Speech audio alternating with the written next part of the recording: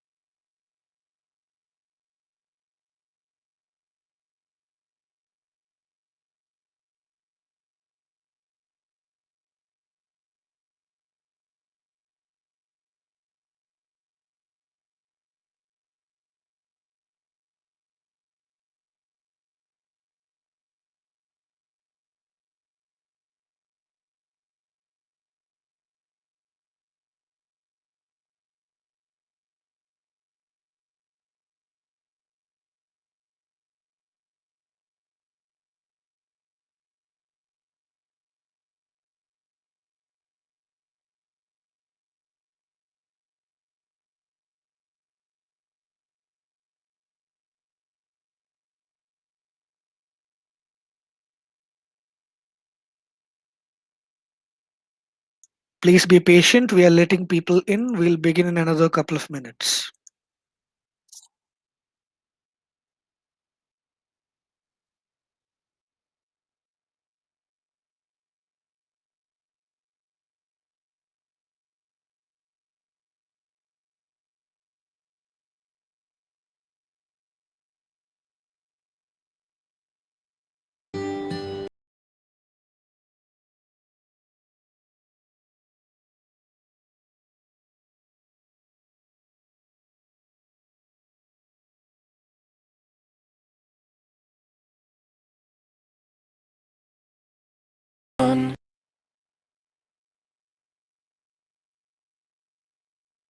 Grammarly can help you write quickly and confidently, so you never have to slow down at work.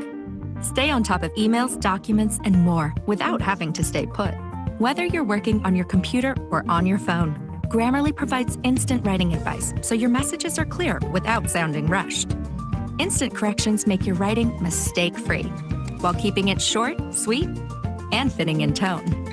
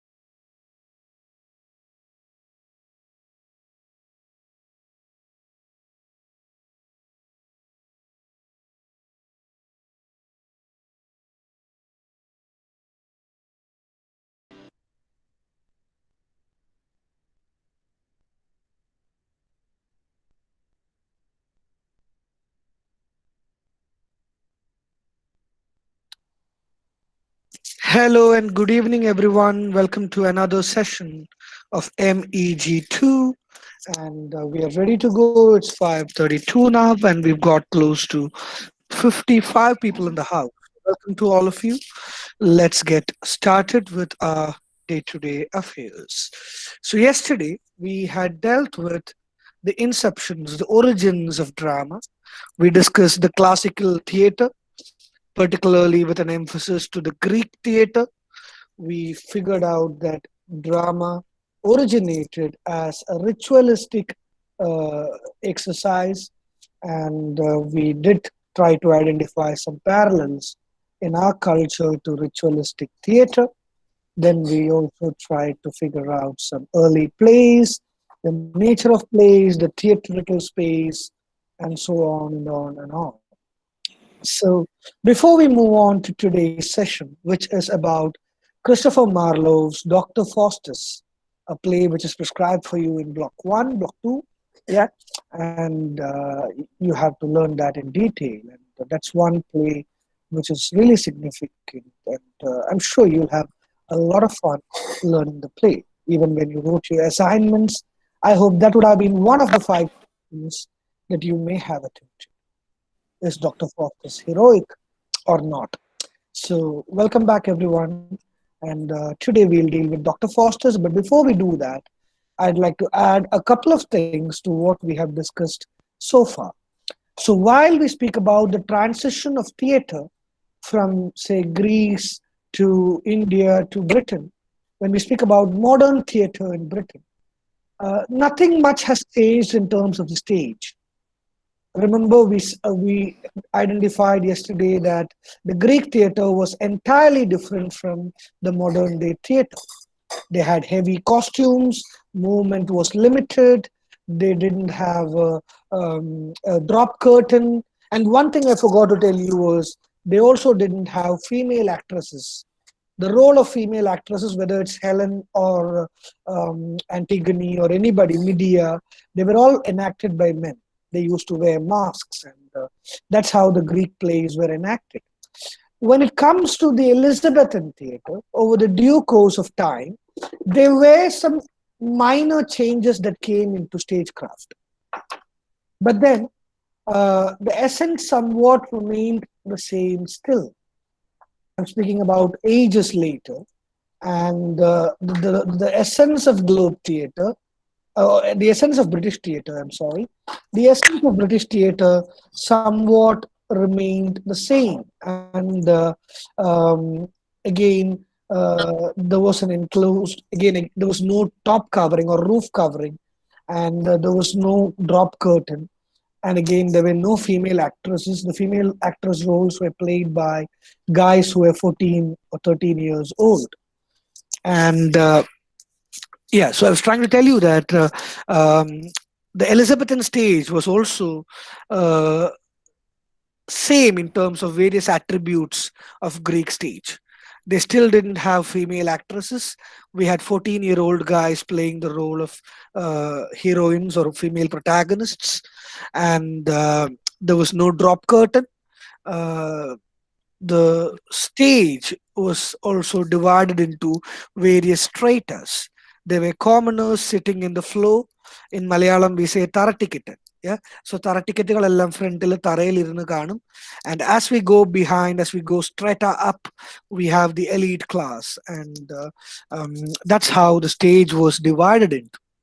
And the two popular theater groups or theater stages in England was, one was the Blackfriars and the other was the Globe. You might be familiar with the term the Globe Theatre. You may go Google the structure of the Globe, because the immediate images that I get are not parallel to what the Globe Theatre really looked like. Okay, I can share my screen to you and show you a dummy image of the Globe Theatre.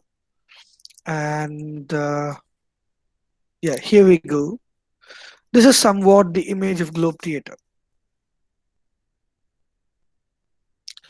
So if you can see the screen, there is this elevated platform, then there is this low class sitting over there, then there is this people as the highest strata goes, they get the balcony seats filled up and the play is enacted.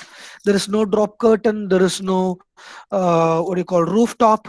So apart from the fact that the rain can affect your performance, another superior thing that we need to understand is um, it is really difficult to enact or to convey that you are enacting a scene at night. The play might be happening at broad daylight, and the character would be saying that at this odd hour of the night, we are alone here at the gate, and the ghost passes by. And the audience will have to assume and agree to the character and create a belief that it is really night. So that's how they arrived at a consensus. So even during daytime the characters would say this is night, and they had no other choice than agreeing to that. So there was no real dramatic technique to create that night effect in the Shakespearean stage or the Elizabethan stage theater. All right, still there are so many people coming in. All right, doesn't matter. So that's one thing I wanted to share with you. As far as the British theatre was concerned, they had so many similarities in terms of lack of props, settings, and exit and entrance. Another supreme example is that if you, as you are studying Hamlet, if you go read the original text, there is a scene where Hamlet stabs Polonius, the father of his lover Ophelia, in his mother's room. He does so thinking that it's Claudius hiding behind the curtain. The scene is called the curtain scene or the arras scene, Arras. So in the arras scene, Hamlet stabs Polonius, misunderstanding him to be Claudius. So what happens in that stage is he kills Polonius by saying rats, rats, rats, and the moment he realizes it's Polonius, out of shock, he continues his conversation with his mother Gertrude. And after that scene, Hamlet walks out frantically from his mother's chamber, and the mother also walks out. The next scene happens in Claudius' court. So, what happens on stage literally is that if you are a spectator watching this play, from the moment Polonius is stabbed, Polonius dies. Polonius is dead and he lies down on the corner of the stage. And Hamlet and his mother engage in conversation in the middle of the stage. One major difference is that the heavy costumes are gone, they wear the normal costumes. So that's there. And they engage in a conversation. And as they walk out, before the next scene commences, the dead body stands up and walks out of the stage, and the audience put in a disposition to realize that the one who walked out was not Polonius who was dead, but the character or the human being who portrayed the character Polonius. Say for example his name is James Augustine, so they would agree to it that James Augustine walked out of the scene because the next act has to be enacted. So such a belief was sustained in order to continue one scene from one scene to another without any interruption. There was no drop curtain back then, or the idea of drop curtain back then. All right, so let's slowly move on to Dr. Faustus. I hope you would have read the summary of the play. Before we get started with a little bit of details on Christopher Marlowe was also will also be helpful.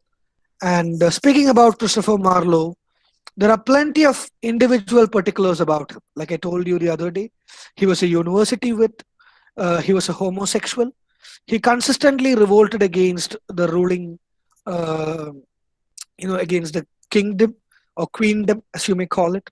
And he was an exemplary genius. He was born into a very ordinary family. His father was a shoemaker, as per the records, and despite that, he was fortunate to have university education. And back then, the fluidity of the social hierarchy was in question in England. Sir, I beg your pardon. Whose father Yes, was please. cobbler? Whose father was So, cobbler? yeah, his father was a cobbler. Who, sir? Who? Christopher Marlowe, the Okay, playwright of Dr. Faustus. okay. Yep. So, uh, All right. I hope I'm audible to you. Please feel free to let me know if my voice is low, and that's why I'm trying to keep this close. Okay. Audible, sir, Okay. audible. Okay. Thank you. Um, All right. So speaking about Marlowe's days, so there was this problem in terms of the social hierarchies and the fluidity in that. So anxious about the fluidity in such social hierarchies created by an emerging merchant class, the nobility began to define the upper or ruling classes in terms of education, manners, and attitudes. And the true gentleman in Marlowe's time, conversant with Greek and Latin epics and trained in philosophy and the arts, are more suited to being a ruler than the merchant who was merely a man of means. And Marlowe, as I told you, he received his university education and he got into playwriting. And he wrote his plays, which were quite controversial, though it was really a master craftsman's works. It was also not short of controversies. And his plays are also noted for the innovations and the power he brought to dramatic blank verse, which is a sort of writing style. Blank verse, you may Google that later. Blankverse. Blank verse, again, initiated by Marlowe and perfected later by William Shakespeare. So, blank verse is a dramatic device, a strategy, a form of writing invented by Christopher Marlowe. He experimented widely in his plays with blank verse. And yeah, and his reputation as a playwright rests majorly on four works. There is also a fifth or sixth and seventh works, of course, but then, yeah, his first work was Dido, a work called Dido, which is celebrated as a homosexual epic in modern times. But apart from that, four major works defines Marlowe. One is Tamerlane the Great. Just a second, somebody is trying to log in. Let me just let them in. All right, they're in. All right. So speaking about his plays, major plays, Tamerlane the Great, Dr. Faustus, The Rich Jew of Malta, Edward II, which is a historical play. These are the four main plays for which he is regarded as. The chronology is always often contested. There is still debates about which one was written first. Then, nonetheless, Dido is regarded as his first novel. And again, back then, there was also this practice of co authorship. And it's also considered that Dido was co written by Thomas Nash, who was Marlowe's contemporary at Cambridge. And the use and abuse of power is one of the major themes that can be seen in Christopher Marlowe's plays. The use and abuse of power. Even in Faustus, for that sake, even though that's not a power centric play, if you look at Faustus, you can see that Faustus is a well respected man, a man of learning, a typical Renaissance figure. He's not short of anything else. He has a complete knowledge in all forms. But despite that, he opts for something which leads to his downfall. So, in most of his plays, we can see the use and abuse of power being challenged or contested. For example, in Tamburlaine, he examines imperial power. In that play, the protagonist is a shepherd who rises to the position of general before eventually taking command of the empire. And we can see that most of his characters are arrogant, unapologetically ambitious, and powerful, and they'll have quite a few dramatic speeches. We also call that as soliloquies. In The Jew of Malta, another play written by him, he portrays an evil central character, which is generally not common back then. He portrays an evil central character who's drunk on commercial power and motivated by the ruin he can bring to others' lives. In that sense, a corrupted soul by power. Later, Foucault speaks about power and corruption. So we can see traces of that in Marlowe's plays. And again, in Dr. Faustus also, we can see the desire and eventual failure to control demonic or satanic power in his quest for knowledge. He goes towards the forbidden path and digs his grave. Edward II is also a meditation on monarchical power and the dilemma between one's individual desires and the setting aside of personal wants for communal or social benefit. Just a second. Again, there are people trying to join. Okay. So these themes come recurring in most of those plays. And before we proceed to further explanations about Faustus or Marlowe or anything else, again, there are a few technical terms I'd like to elaborate with you.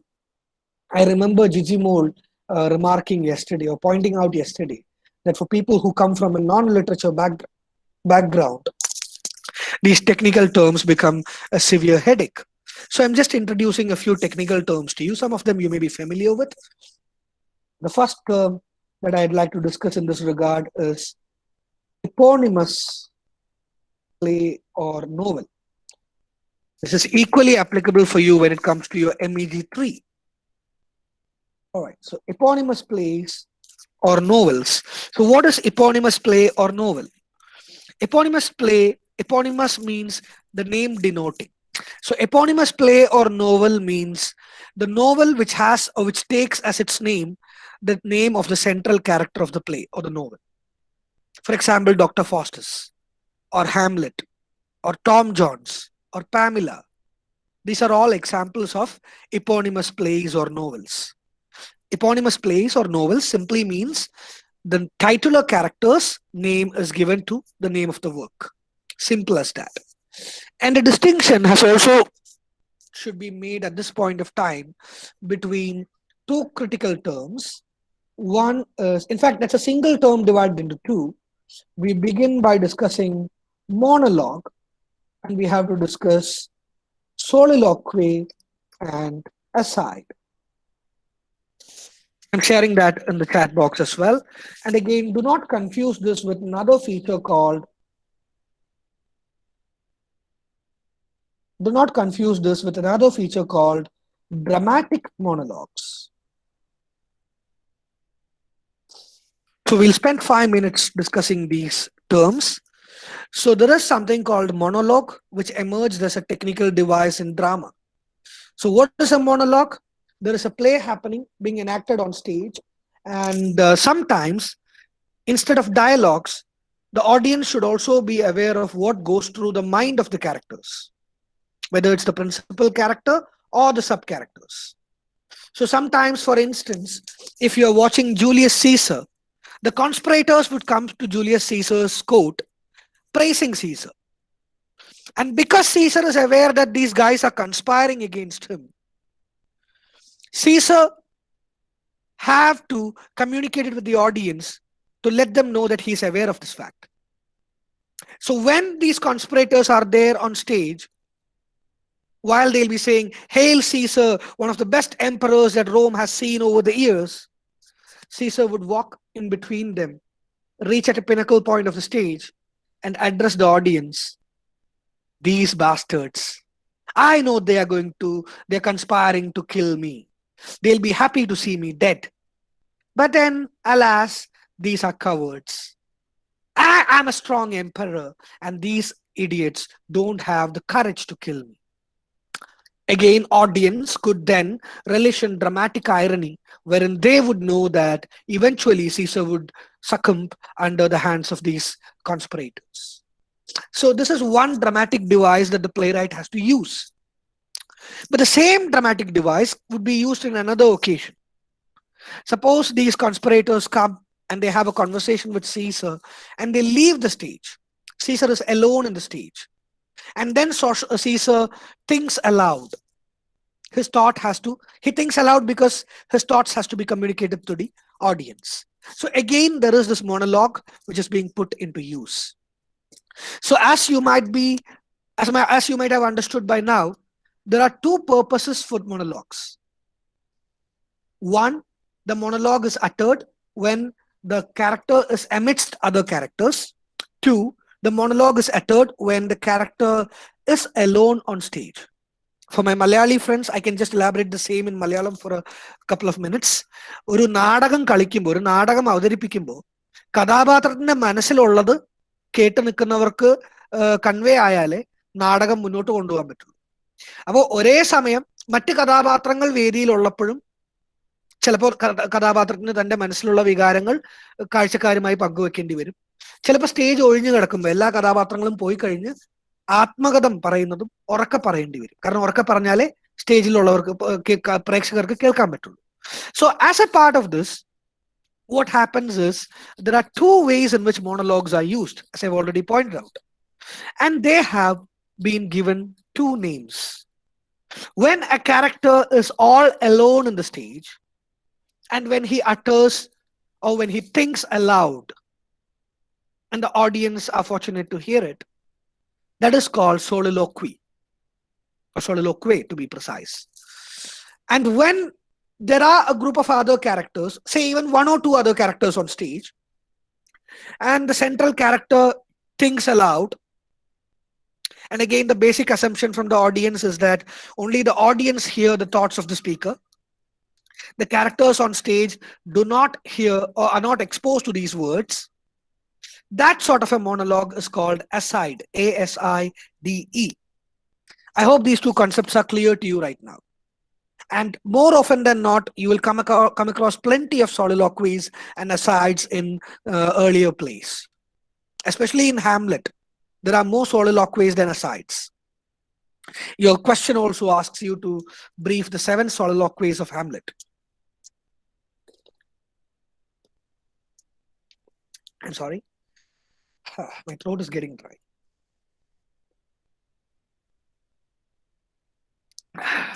Sorry, Yeah. sir. Can you again tell me about eponymous play?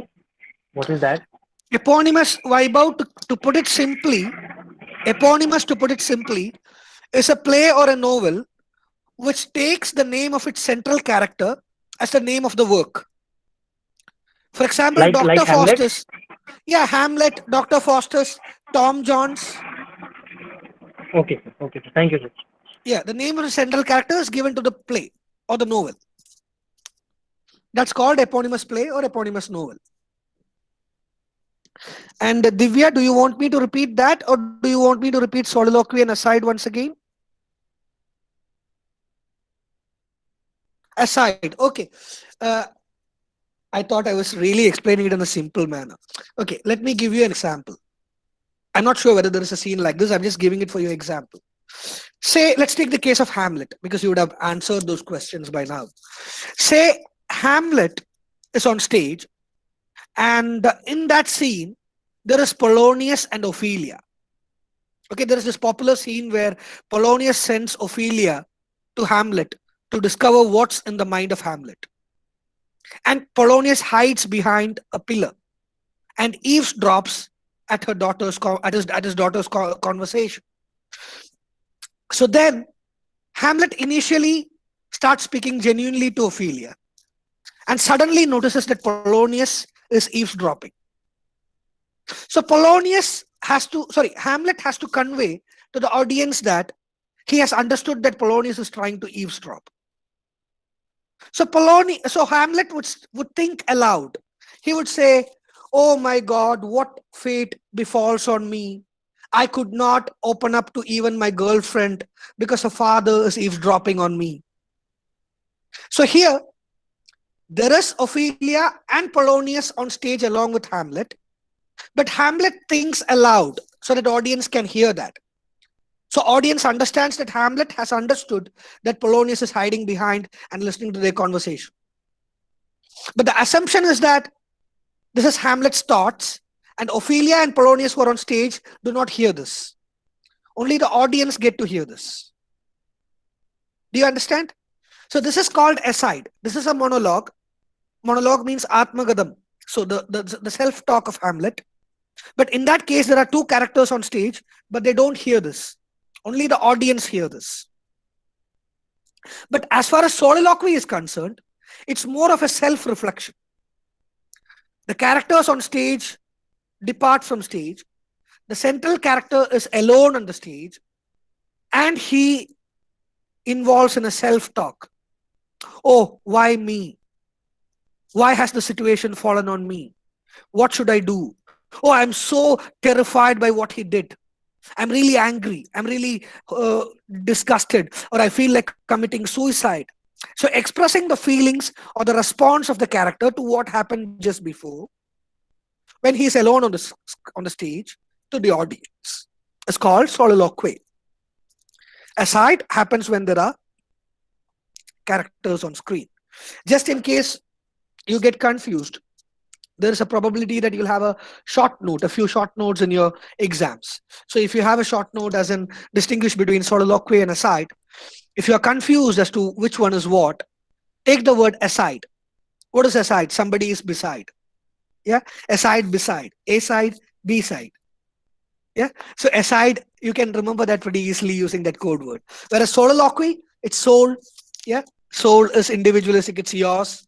So you reflect when you are alone. So that's soliloquy for you. Just a second.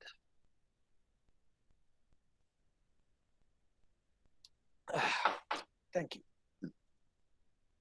All right, so continuing with Christopher Marlowe, moving on to Dr. Faustus, which is of principal concerns to us.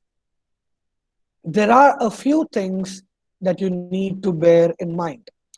I'll be sharing a few materials with you after today's class, a few PDFs. You may go through those PDFs if you want to, because each of them are 10 to 12 pages long, and within an hour and a half, we won't be able to read even one of those PDFs fully. So I'll dilute and I'll give you a gist of this and that from here and there.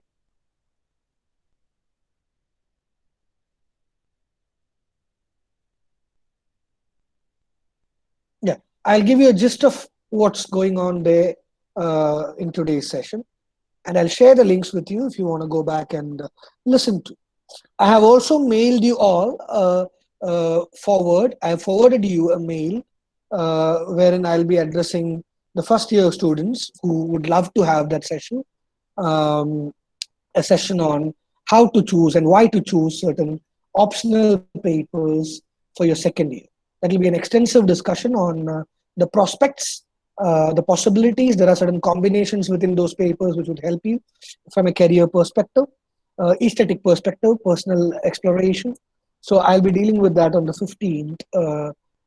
It is organized by a group of students, my own former students.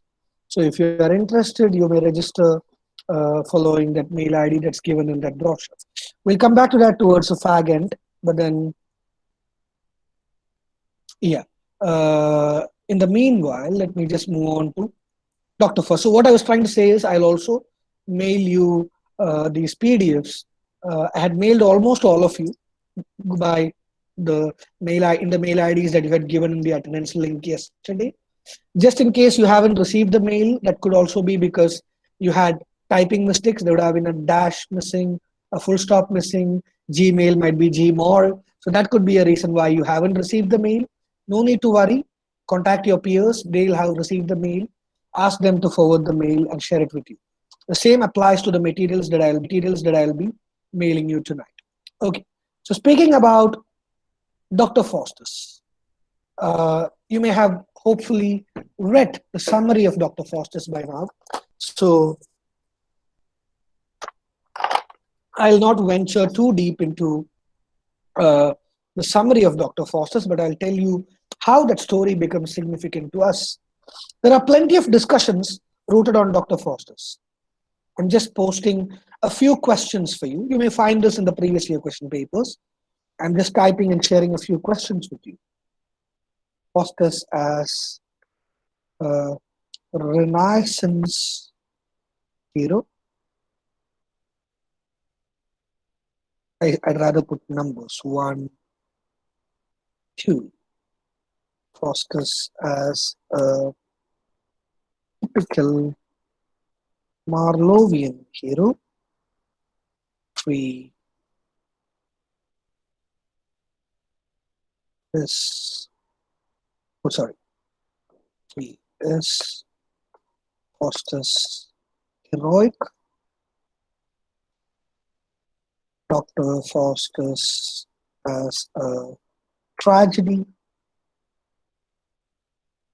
Dr. Faustus as a Morality play,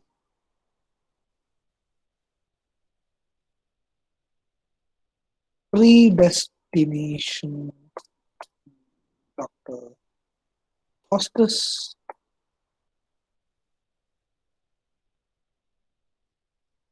Christianity as a predominant theme in Dr. Faustus, and so on and on and on. These are some of the major questions that you would come across. So, what is a Renaissance hero? What is a Marlovian hero? And is Faustus heroic? That was your assignment question. Then Dr. Faustus as a tragedy. Again, you can also call it Renaissance tragedy. About morality play or elements of morality play. Predestination. Predestination means already the God and the universe has a pre-plan for you. So whatever you do, you end up following with that.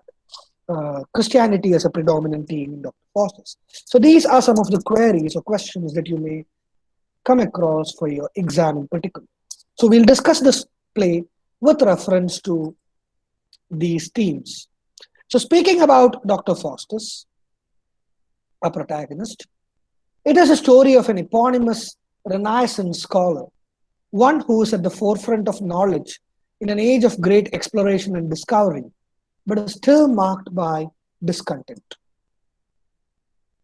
That is, as I told you, Renaissance period or the Elizabethan era was the golden era of England. So it was an age of exploration and discovery and learning. And Dr. Faustus was an epitome of such a Renaissance scholar, a man of learning. He had acquired learning in all arts, medicine, arts, and all, even exploration, law. There was not a single area that Dr. Faustus had not touched. Theology, for instance. So there are all areas that Faustus was a master at. Everybody admired him. And just when I say that, I remember this another technical term that I forgot to introduce to you. So I'll take another couple of minutes to say this before we move on. This is called tragic flaw or hamartia by Aristotle in his Poetics. So what is a tragic flaw or a hamartia? It is, according to Aristotle, one of the ideal qualities of a good tragedy. How come? A good tragedy, if it has to initiate what may be called as catharsis, that is emotional purgation among the spectators, it should have as its character a nobler. Just give me a second, guys. Hello, Sarji. I'm in class, Sarji. I'll call you at 7:30. Okay, thank you. Yeah, so I was trying to tell you that, yeah, as per Aristotle, a good play should have as its central character a nobler character, nobler by birth, nobler by position, or nobler by learning. A person who is admired by everyone has to be the subject, the principal subject of an ideal tragedy or a tragic play. Why so? Because Aristotle observes that, rightly observes that, the tragedy or the fall of a common man who is not respected by anybody does not initiate any feelings in us. Take the case of someone who is a compulsive alcoholic. I'm sorry. I'm sorry. Yeah. Take the case of a common man, a coolie, for instance. He goes to work, he gets, say, 500 or 1,000 rupees a day as daily wages. He spends a half of that in buying liquor. He gets drunk, and eventually he contracts some disease and he dies. The tragic fall and death of this character does not evoke any emotions amongst us because he is a normal fellow. Right from the beginning, he is a drunkard, and we don't have any of our sympathies towards him. But Aristotle argues that if it's of a nobler person, say a king's son, a learned man, an admired fellow, then the fall becomes a shock to us. We end up asking, oh my God, what a man. Oh my God. How come he meet this end? Take the case of so many film stars when they commit suicide or when they die mysteriously. We mutter to each other, "Oh my God, how come they come to such a bad end? What a great man he was." Or maybe of late he was into drug addiction that led to his death, or he was too much into boozing and he fell into this sort of a predicament. So that's what selection of characters enables a playwright to evoke these feelings. So tragic flaw or hamartia, as per Aristotle, is that one particular weakness in the central character who is otherwise perfect, who's otherwise admirable, who's otherwise the conesa of all eyes. Tragic flaw is that one weakness that leads to this particular character's downfall. To keep it simple, I can again cite a recent example from Kerala. There was this well revered civil servant or civil service officer, Sriram Venkatraman. Everybody felt that he's one of the most vibrant IAS officers ever in Kerala. Though I have my own disagreements because he's someone who said reading is a useless exercise. Well, we know his predicament now. But nonetheless, Sriram Venkatraman was a well regarded youngster. And not only because he became a civil servant, but also because his father was a well known person. He had his own folk who respect him a lot. He belonged to a very good elite class family. And out of hard work, Sri Ram also cleared the civil service exam and he became one of the most promising youngsters. And he was part of so many controversial cases. And there was such a large fan base for Sri Ram Venkatram. Then what happened a year ago at midnight in Trivandrum? We are still not sure whether it's he or his lady partner. But then he went to the club, he was drunk, and he called a lady friend of him to take him to his house. And there is this argument that it's Sri Ram who drove the vehicle. There are people who say it's a lady who drove the vehicle. Nonetheless, it resulted in an accident wherein a journalist was murdered or assassinated, or he died as an end result. So whoever who woke up to that news the next day morning, this happened at midnight, whoever in Kerala woke up to news channels to this news had their hands at their nose saying, "Oh my God, how come such a fate fall on this youngster?"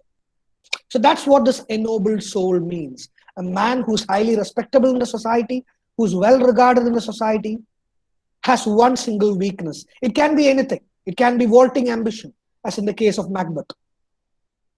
It can be Oedipus complex, as in the case of Oedipus. Or it can be another sort of an ambition, as we can see in Faustus. Or procrastination, as in Hamlet. So this one particular weakness leads to the downfall of the central character. And that evokes catharsis in the audience. So tragic flaw or hamartia simply means the error that we are prone to, despite being otherwise perfect. This can also be applied to so many politicians and teachers. There are plenty of teachers who are highly respected because they are very good at the art of teaching. There are plenty of students who admire them. But then one fine morning, Me Too scandal breaks out, and the career of that person is ruined. All the goodwill that he has made through his lectures is gone for a toss. And people keep their fingers and say, "Oh my God, he was such a wonderful fellow. We loved his classes. If not for this, he would have been a legend." So this, if not for this, he would have been a legend, is what tragic flaw is all about. Because he or she possesses a weakness, an inherent weakness that leads to his downfall. That's called hamartia. So in Dr. Faustus also, we can see the presence of such a hamartia. Again, before we move on to Dr. Faustus' plot, because there is chorus in Faustus, I would like to clear this doubt because otherwise you'll be confused. While discussing Greek theatre, I had told you that there is something called chorus, a group of elderly men who used to sing and dance and intervene in the play, which was a central part of the Greek tragedies. But then the significance of chorus slowly waned across the globe. If you look at British theatre, if you look at the plays written by William Shakespeare in particular, you may not see the presence of chorus. So by the time we speak of Elizabethan stage, chorus had vanished from theatre craft. But then, but then, in Dr. Faustus, we can see that Christopher Marlowe has employed chorus. Why? Because Dr. Faustus' character calls for a chorus so as to hint at the inherent downfall possibilities of Faustus. So because of that, Marlowe has brought in chorus to his play. Otherwise, you may be confused. So that's why I spent a couple of minutes doing that. So Faustus, as I told you, is a Renaissance scholar, a typical Renaissance scholar as the play begins. And the play's prologue, in the prologue, we can see a chorus who sum up his personality by comparing him to Icarus. Icarus myth, again, is drawn from the Greek mythology. Who is Icarus? I'm sharing it in your chat box if you want to go back and read. And again, a little bit of digression for the Malayali people out there. There is this book house called H&C. H&C publishes books for 10 rupees, 20 rupees. They have this illustrated classics. For example, you have the drawn version of Hamlet or King Lear in H&C publications in Malayalam. So this H&C have also published a book called Greek Purana Kadagal or Greek Aidahasika Kadagal. I forgot the exact name.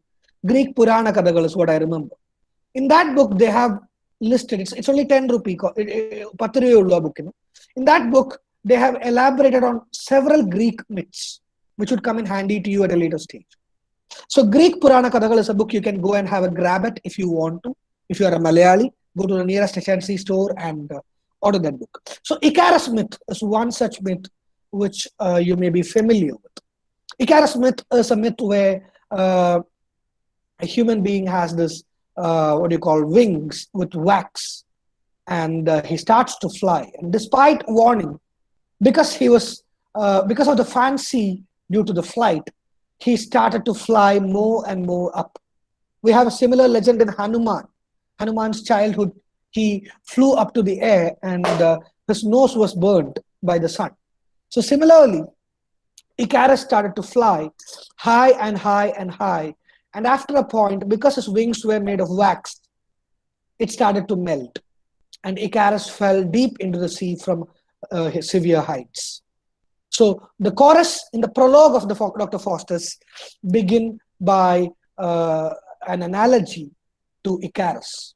So they compare Icarus and Faustus. So no matter how good you are, there are limits that you should set up for yourself. If you move beyond that limits, that would end up being self-destructive. So that's what Faustus does, is what the chorus warn when the play begins. I'm sorry. Yeah. So in the prologue, they bring in this analogy of Icarus. They say his waxen wings did mount above his reach. And that contextualizes his ambitions, the transgressive nature and role in his eventual downfall.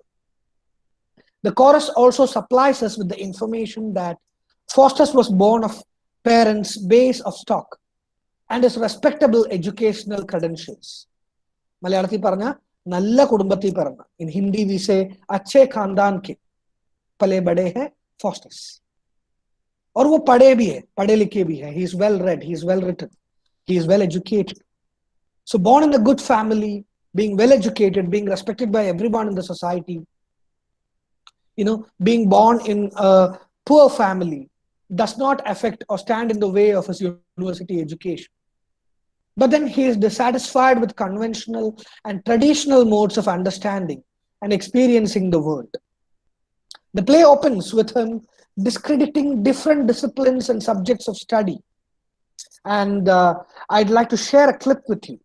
It cannot be described any better. So I'm going to share a clip with you from a wonderful play on Dr. Faustus and his life. I'm not going to play the entire play with you. I'll play the last scene towards the end as well. But before that, I'd like to play this opening scene after the choral prelude. So here we go. We'll just watch a couple of minutes, the starting part, and come back.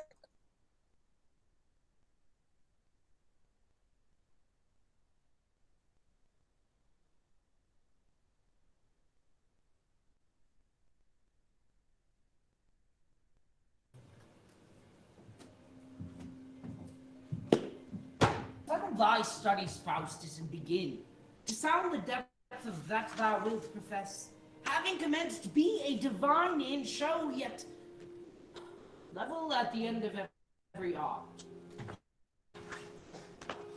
and live and die in Aristotle's works.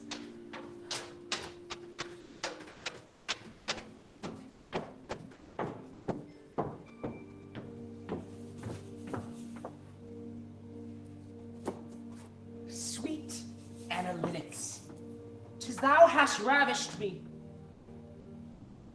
Bene disere est finis. See how well read he is. Is to dispute well logic's chiefest end. Affords this art no greater miracle? Then read no more. Thou hast attained that end. A greater subject is fitteth Faustus' wit. Be a physician, Faustus. Heap up gold and be eternized for some wondrous cure. Summum bonum medicinae sanitas. The end of physic is our body's health. Why then, Faustus, hast thou not attained that end? Are not thy bills hung up as monuments, whereby whole cities have escaped the plague and 1,000 desperate maladies been cured? Yet art thou still but Faustus, and a man. Couldst thou not make men to live eternally, or being dead, raise them to life again? Then this profession were to be esteemed. Physic, farewell.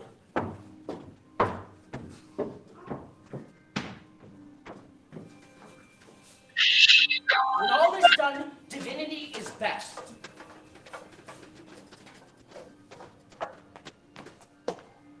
Jerome's Bible, Faustus. View it well. Stipendium peccati mors est. The reward of sin is death. That's hard. If we say that we have no sin, we deceive ourselves and there's no truth in us. Why then be like we must sin and so consequently die? Aye, we must die in everlasting death. What doctrine call you this? Que sera, sera, what will be, shall be. Divinity, adieu.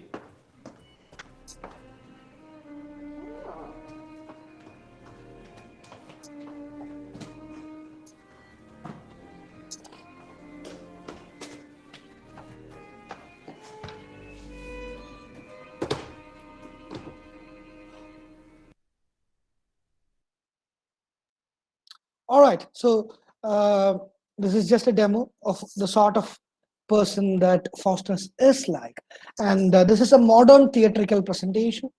So please don't get carried away. Don't think that this is how the stage used to be back then. That's an entirely different one. You don't have that spaces to create a mini library within the stage, but nonetheless, they had to by heart those dialogues. Yeah, but nonetheless, I just wanted you to have a feel of the sort of passionate scholar that Faustus was. You can see that Hamlet is also a scholar in that sense. So yeah, the Renaissance pursuit of being a scholar, a pursuit towards knowledge, was so evident in Faustus. In the meanwhile, I had received a couple of messages in the chat box. Jisha, it's not that I won't like or I don't like to explain these things in Malayalam, but because we have people from outside Kerala attending the session, I have to cater to their instance as well. And also because this is an English class, it won't be considered a good wise to speak in Malayalam. So otherwise, when I take classes offline in the RC, in the regional center Kalu, I do mix a bit of Malayalam here and there. Malayalathi പറയുന്നതുകൊണ്ട് എനിക്ക് പ്രത്യേകിച്ച് പ്രശ്നമൊന്നുമില്ല. But the problem is the pan-Indian audience would find it a bit distracting, and they would find it difficult to have a connection.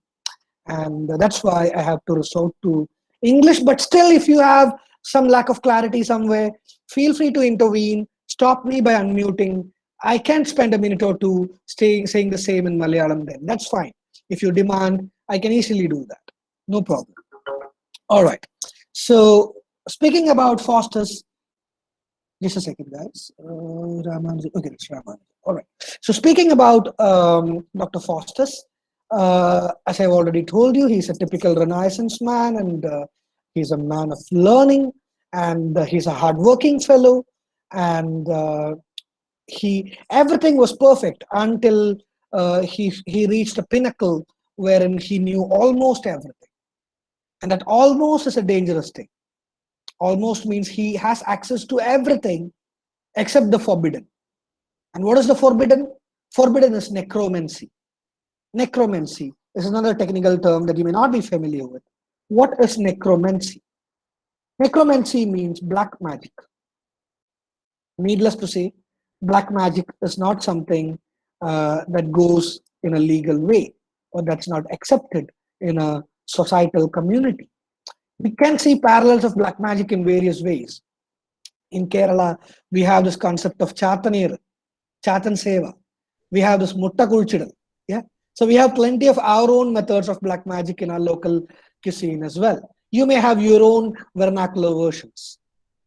Whenever I speak about black magic, I get remembered of that movie of Mohanlal. Characters like Mohanlal, KPC Lalada, Nedumudi Venu, and all are there. And Jagadi is there. And there is something done. And തലവെടുത്തെറിക്കട്ടെ എന്നൊക്കെ പറഞ്ഞിട്ട് എന്ന് നെടുമുടി വേണു പറയുന്ന scene എപ്പോഴും എൻ്റെ മൈൻഡിലേക്ക് കയറി വരും. Nonetheless, so the play, the central moment in the play as it opens is the moment when Faustus decides to learn necromancy. And that's a dangerous thing because necromancy can be destructive. It's evil. And from a traditional Christian point of view, necromancy can be harmful. So it so happens that there are friends of Faustus in particular come to him and try to dissuade him from doing that. Dissuade, D-I-S-S-U-A-D-E. Dissuade means pindiripikia. They try to dissuade him from following or from learning necromancy. Faustus is confused whether he should go there or not. Then there is this predestination theory, the Christian theory, which says you are destined for your hell or heaven. God has a plan for you.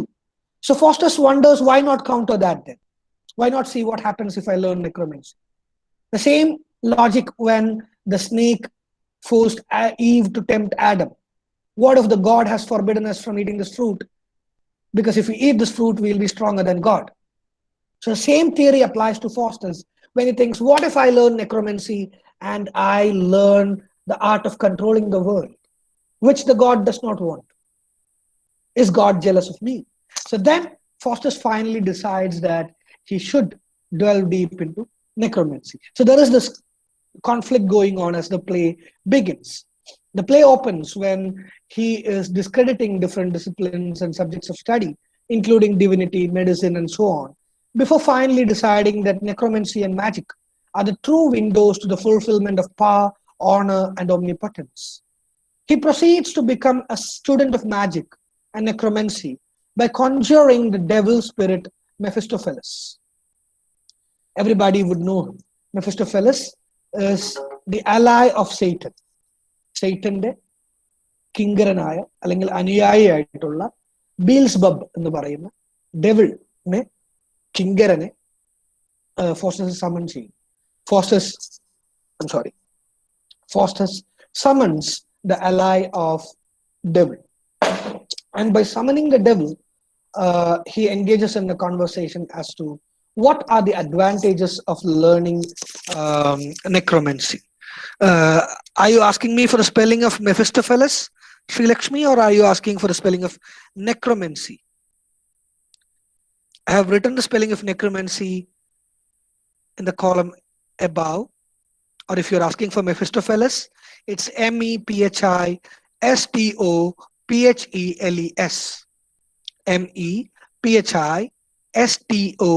Mephistopheles. Mephistopheles. I have it in the chat box for you. So he summons Mephistopheles and engages in a conversation as to what are the benefits of learning necromancy. And he eventually makes a pact with Lucifer to attain 24 years of unbridled pleasure and power in exchange for his soul. And that's where Faustus is doomed to his destiny. He makes a pact with Lucifer that for 24 years, Lucifer should give him whatever he asks, within Lucifer's powers, that is. And after that, Lucifer can take whatever he wants. Lucifer's interest is the soul of Faustus to be damned. So he signs a bond using his blood. And as you may be aware, a bond signed using blood becomes quite significant in a religious plane.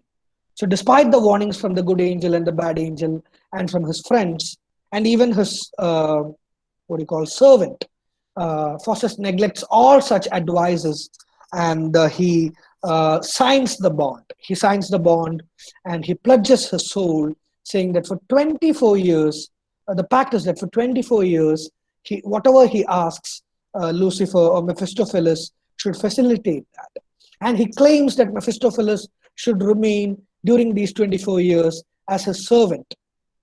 He should be there at the beckoning and provide him whatever he wants.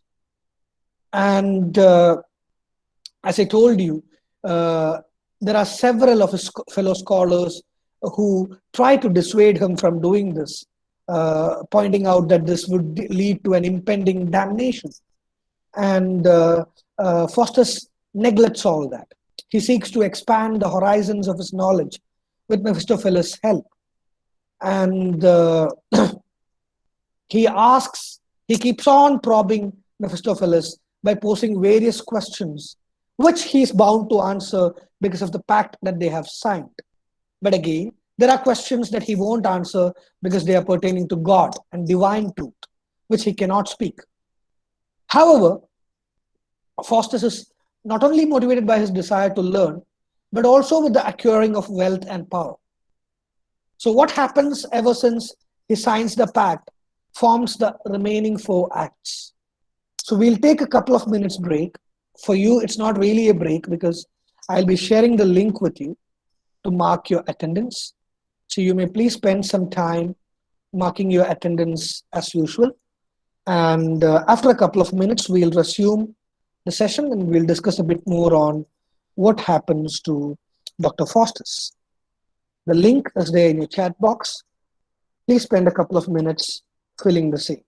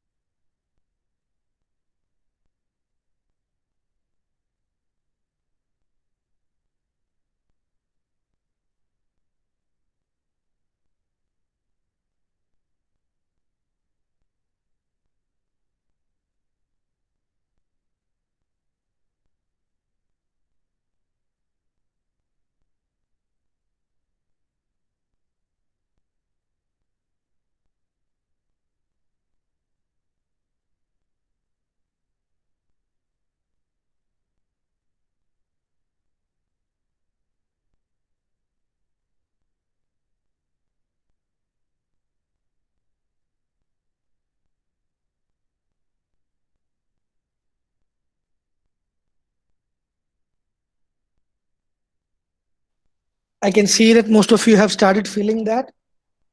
Please be a little bit more quicker so that we can resume our session shortly.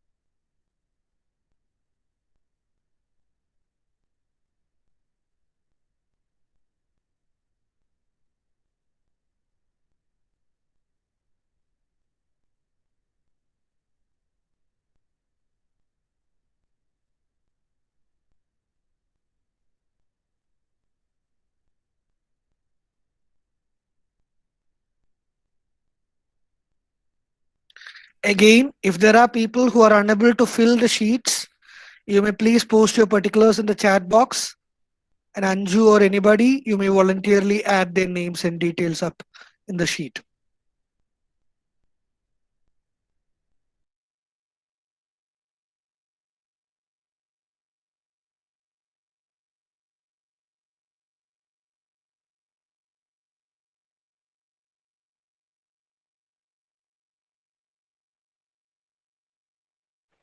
So not able to do it, sir. No problem, you may post your particulars in the chat box. Anju will help you with that.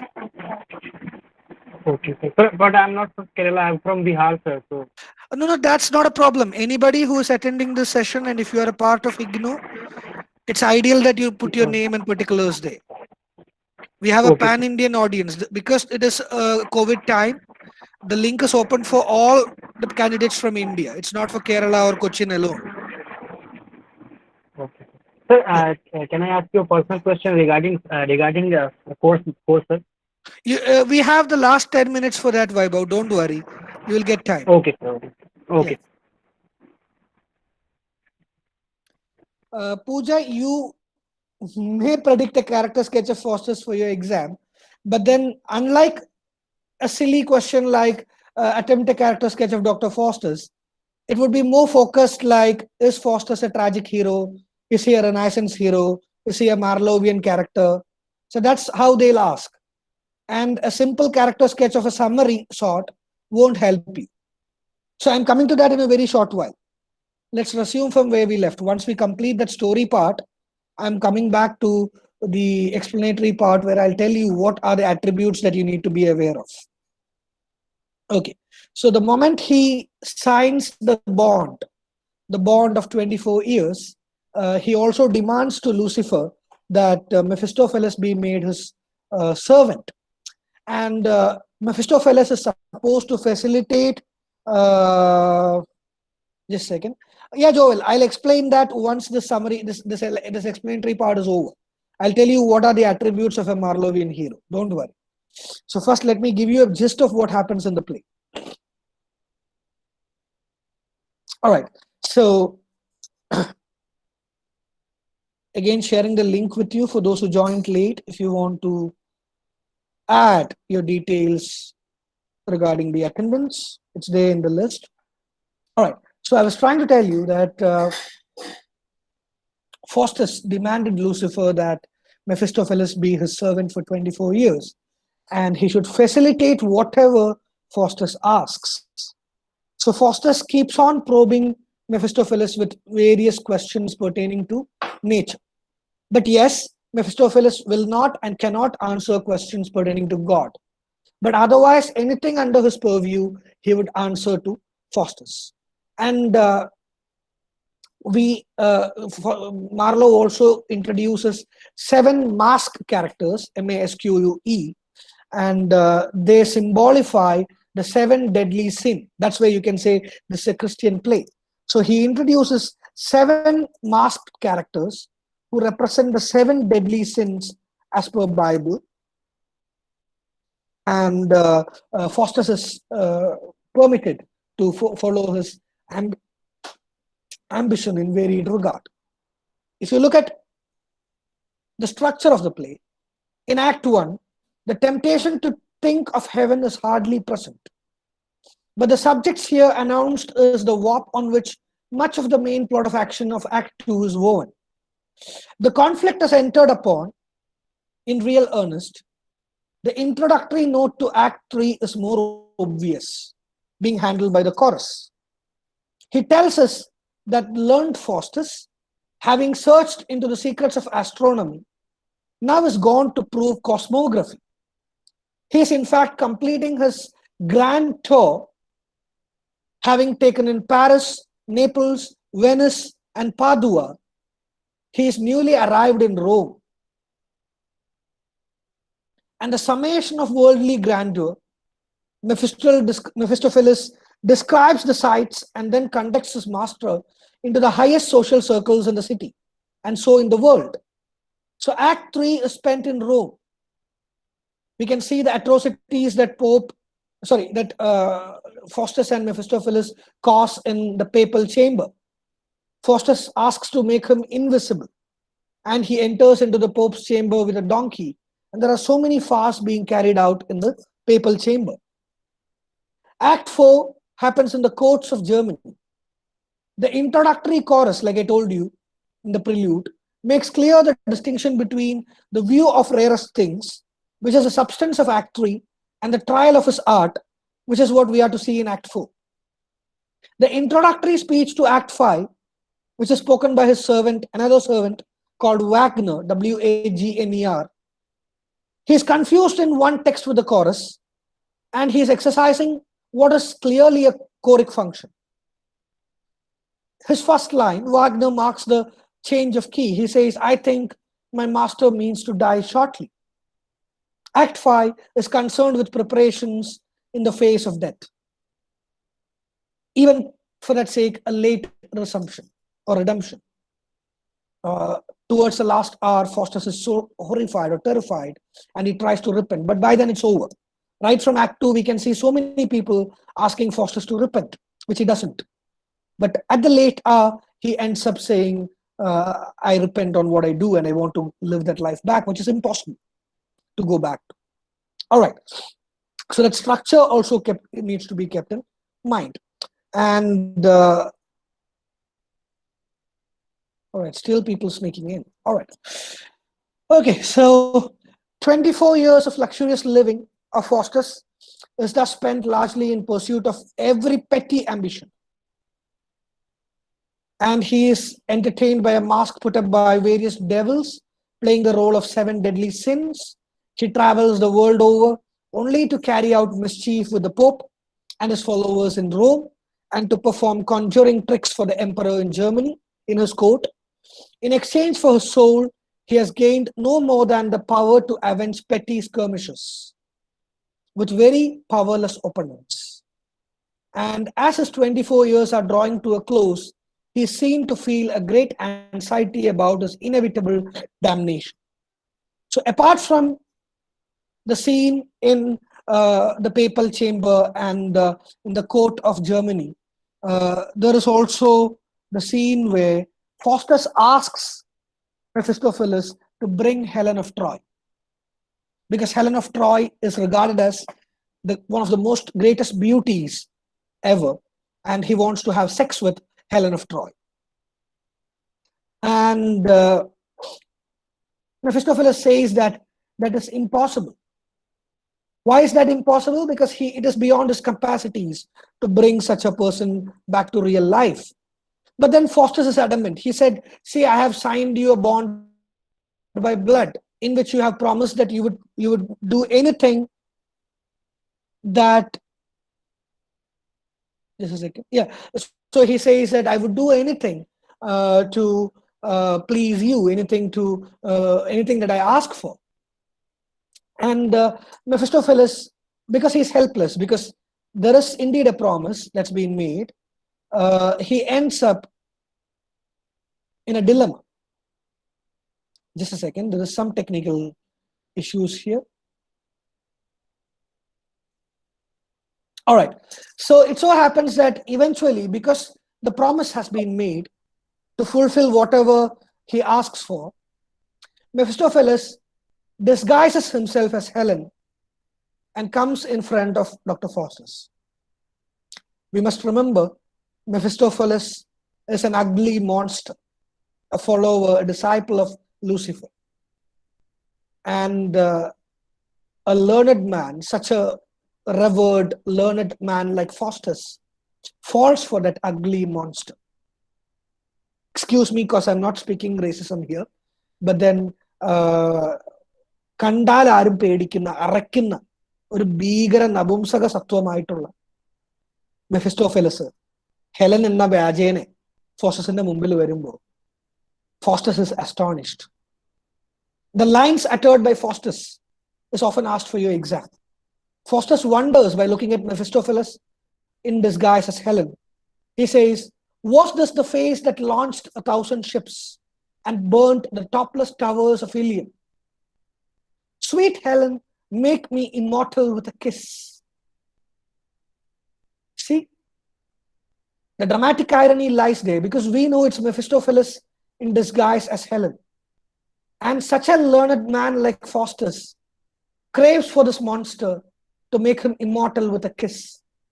And he wonders, is this the face that burnt the topless towers of Ilium? Is this the face for which the wars were fought? The Troy War was fought. The Trojan War was fought. So, yeah, Faustus falls for that disguise. And that's where, in my opinion, his fall is complete. It's a complete transition in terms of the fall. Such a legendary man stoops to such low levels. And whatever powers he was given by Lucifer, he uses it for petty gains. And as we know, these petty gains do not mount for anything serious in future life, especially in a desirable religious salvation. So, towards the fag end, as the last years come in, he starts to repent. He starts to rethink, and his anxiety starts to build up about his inevitable damnation. From there on, he questions to Mephistopheles on an increasingly religious coloring, and most of the knowledge he now desires is about the nature of heaven and hell and man's control over his path towards God or Satan. Of course, the former path Mephistopheles does not answer, because God is something that is forbidden to Satan. But then he tries to glorify Satan and say that you're safe at the hands of Satan. Finding himself physically unable to repent or too deeply in his demonic power,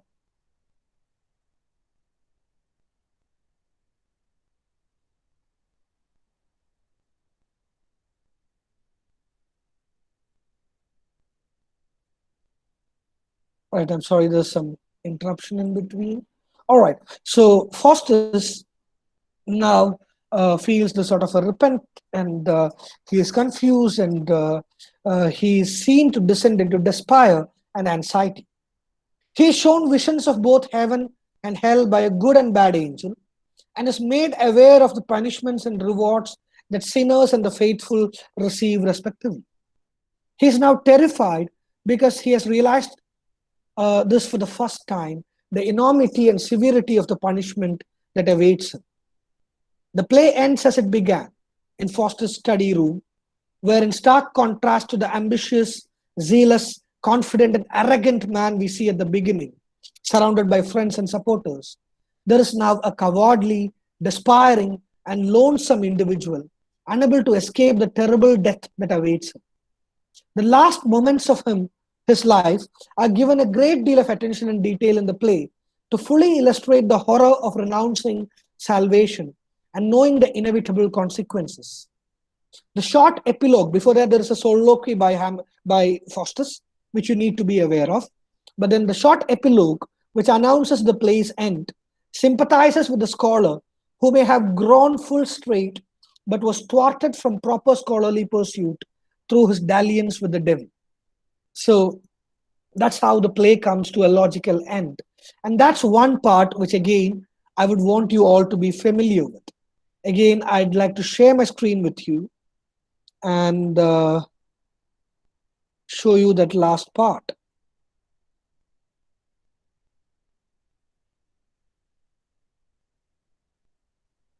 Just a second.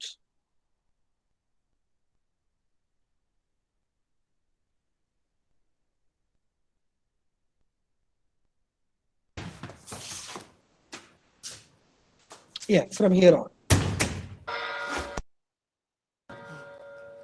So that's the clock, and that clock signifies that his death is reaching the last hour. His impending doom is awaiting him.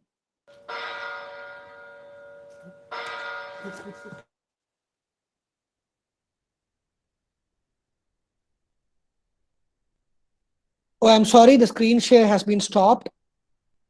There are still a few people trying to join. That's why I'll just go back to that tab once again. Sorry.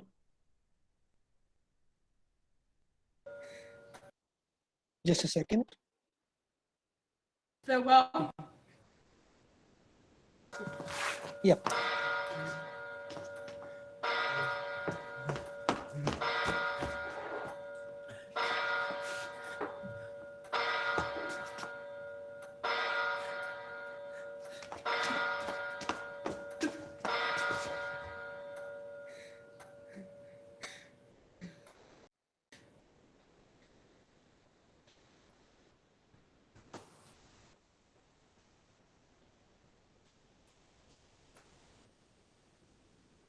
Oh, Faustus.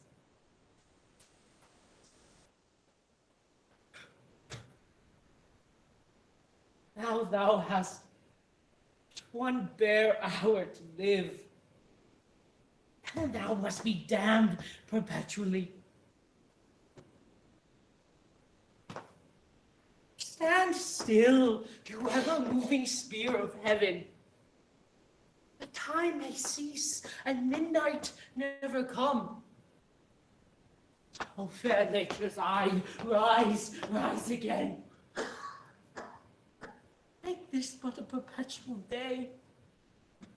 Let this hour last but a year, a month, a week, a day. Faustus may repent and save his soul.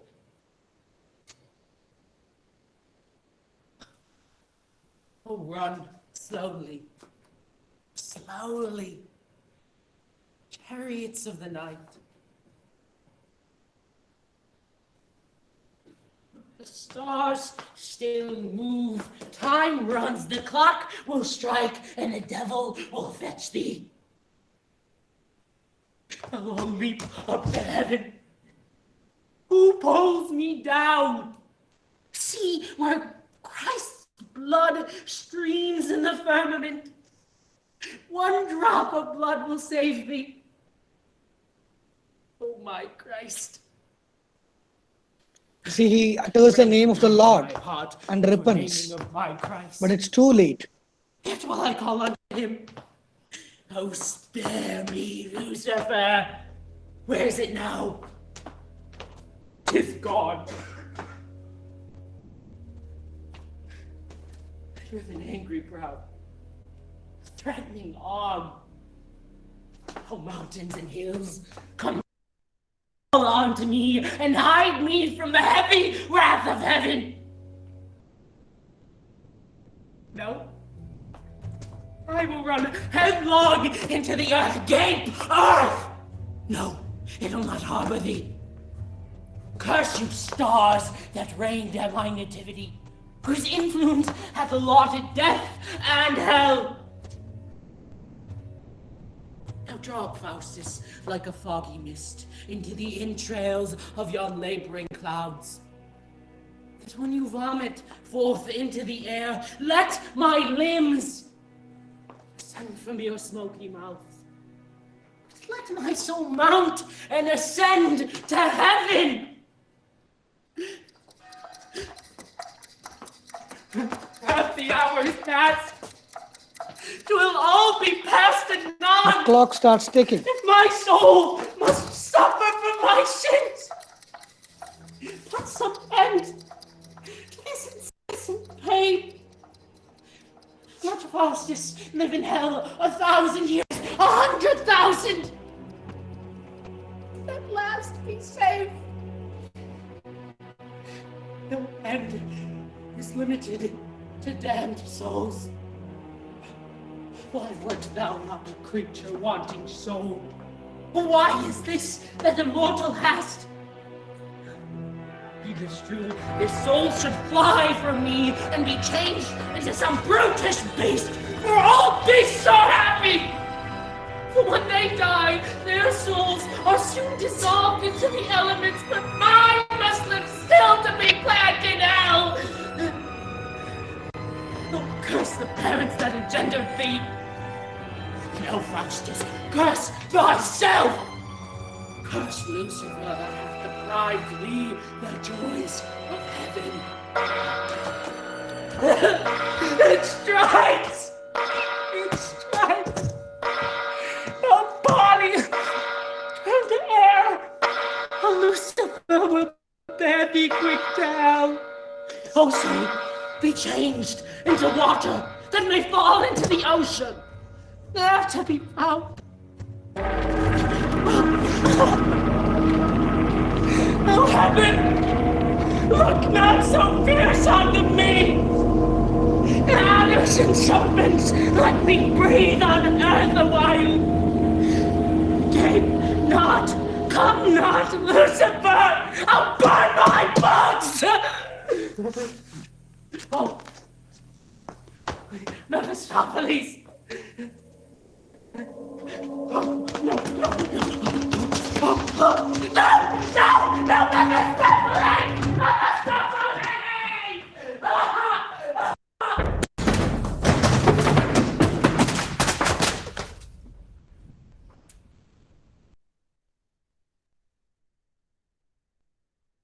All right, well, that's not the end of the play. There is an epilogue left, but then, yep, that's how Faustus dooms to his misery. But then, yep, so that's how it ends. And now let's quickly, very quickly, discuss the attributes that we have already pointed out. What defines a Marlovian hero? What is a Renaissance tragic figure? Is he heroic? What are the Christian values that you can see in the play? Is that part of a morality play or in a morality tradition? These are things that calls to be discussed at this particular juncture. So let's begin with the Marlovian hero. There are 4 to 5 attributes for a Marlovian hero that you need to be aware of.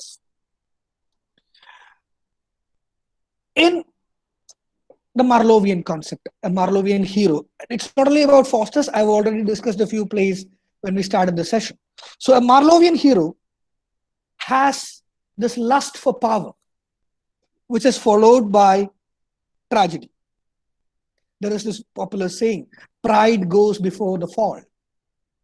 So that can be seen in Marlovian heroes. So when you speak about a Marlovian hero, the lust for power is one such ingredient that is there. The lust for power. Even in Faustus, you can see that. The second point is violent, masculine, ruthless, yet winning sympathies. That's where the craftsman playwright of Marlowe comes out. His characters, his heroes may generally be violent, masculine, ruthless, but yet they would be winning hearts. As far as Faustus is concerned, unlike Tamburlaine or Edward, we cannot say that Faustus is really violent or purely masculine or ruthless. But then he has that naughtiness in him. What he does at the chamber or the sort of ambition that he has can all be a part of a Marlovian heroic tradition. Nonetheless, he wins all our sympathies. Right from the beginning, we like him. Even when he falls, we feel for him. So that's the best thing about Dr. Faustus as a hero. Yep. Then the Renaissance spirit is there in all the Marlovian heroes. Power, beauty, knowledge. When it comes to Faustus, it is knowledge. He is a man of Renaissance scholarship. He is a man of learning. So that's how he becomes a Marlovian hero. When it comes to Tamburlaine, it's power. When it comes to Dido, it's beauty. So it varies from one character to another. But then Marlovian characters possessed one of the Renaissance spirit at least. So they possess at least one of the Renaissance spirit. In this case, it could be power, beauty, or knowledge. And in our case, it's knowledge, as far as Faustus is concerned. Then there is this thing called hubris, another technical term that I forgot to mention earlier. Hubris. Hubris means inordinate pride. We can see that Faustus possesses that immensely. So pride of intellect, most dangerous temptation of the age. So you can see that in hubris, in Faustus, I'm sorry. Faustus is full of pride. Another word that is attached to Marlovian hero is monomania. Monomania. So you can see that Faustus has this attribute too. So all the boxes of a Marlovian hero is ticked when it comes to Faustus. And monomania is not about an individual, all right? Monomania means obsession or preoccupation for one particular thing. In this case, it's necromancy. Faustus is so addicted to learning necromancy and black magic and do evil things. So monomania can also be identified in Faustus. So for example, if you get a question like, is Faustus a typical Marlovian hero? Then you have to identify these attributes of a Marlovian hero and identify how far Faustus fits into these attributes. The same applies when you speak about a Renaissance hero, a man of learning, a scholar, somebody who has quest for knowledge, travel, exploration. You can see that in Act 3 and Act 4, he is in Rome, Venice, Germany, and so on. So Faustus has it in him, the spirits of a Renaissance character. He's a learned man, and he is keen on experimenting, a never say die attitude. He doesn't stop, and the pursuit of knowledge is immense in him, which also leads to his downfall. Speaking about the element of Christianity in the play, needless to say, you might have gotten that already by now. Speaking about the role of Christianity in the play, right from the beginning, there is this character of Lucifer coming in. Lucifer comes from the biblical myth, and Lucifer is someone who is abandoned from heaven, and he is a contradictory figure to God and all the moralistic ideals put forward by the Holy Bible. And the seven deadly sin is again a biblical concept. And we can see that Faustus sins against the most sinned, and he digs his own well, and he is doomed to hell because of disobeying the religious preachings. And remember, he is a man who's learned in theology as well. So despite learning theology, despite being well versed with the theories of Christianity or the Holy Bible, Faustus challenges all that by opting to learn necromancy, which leads to his downfall. And that's something that you need to keep in mind while discussing Dr. Faustus. His individualism, for that sake, should also be kept in mind. I'll share with you the essays which says Tragedy of Individualism, the Christian role in Dr. Faustus, the structure of the play, predestination, the role of conscience in the play, because we should remember that uh, it's also a lack of conscience that makes him make such a decision. And the spelling of conscience can also be flirted with. We can also call conscience by hyphenating it as conscience. And if you put conscience into conscience, that becomes necromancy. That's what Faustus fell for. So conscience and conscience are two different things. And when Faustus had to choose between the two, he chose for conscience. Con means fake or negative, something that is destructive. So he chose for necromancy, which is a fake science. Black magic is not a positive thing. So Faustus opted for the black or negative science, and it led to his fall. What is it, Anju? If you may elaborate, I didn't get you. What should I repeat? Anju, if you can unmute yourself. Anjumol Johnny. Oh, well, conscience is just a pun on the word conscience. What's the spelling of conscience? It's Conscience. Yeah. So if you look at the conscience of a devoted soul, somebody who is biblical, it should always stand by the Bible.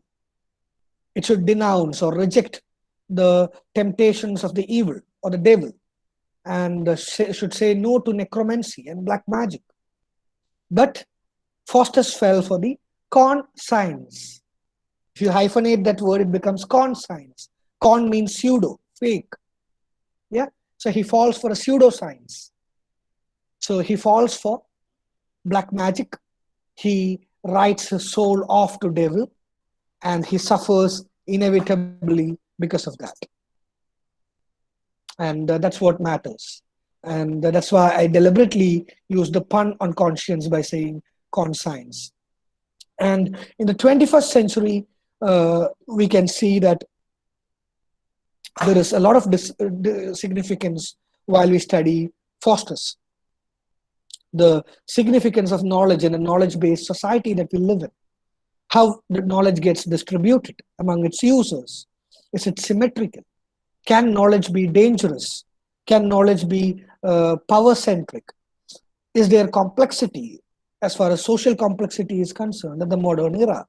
Is ignorance power? We have a ruler and we know how ignorant he is and the plight of human beings in our nation.